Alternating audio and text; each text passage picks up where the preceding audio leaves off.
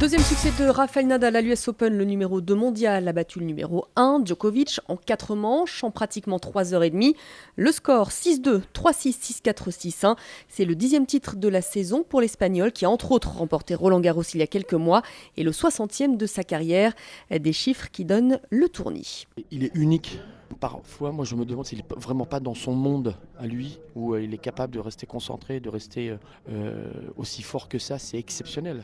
Alors, le reste à savoir si physiquement il va pouvoir tenir comme ça encore pendant 2, 3, 4 ans. Il va finir numéro 1 mondial et bravo. Je suis sûr qu'il va gagner encore un ou deux Roland-Garros, ça c'est clair. Je crois qu'aujourd'hui il pense déjà à savourer cette victoire et puis par la suite on va recommencer pour l'Open d'Australie et Roland-Garros.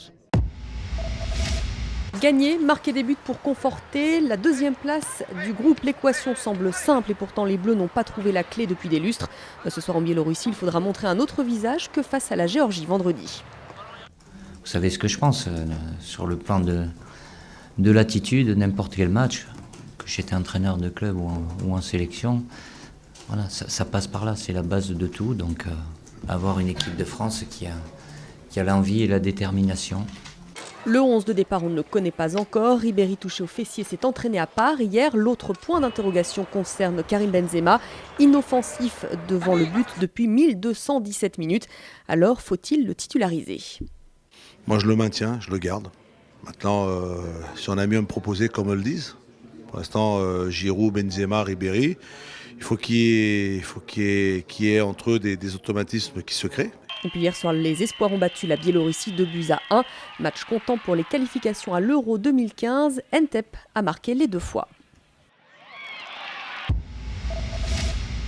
Les basketteurs français terminent premiers de leur groupe à l'Euro. Ils ont dominé la Belgique hier soir 82-65. Une fois de plus, l'homme du match, c'est Tony Parker.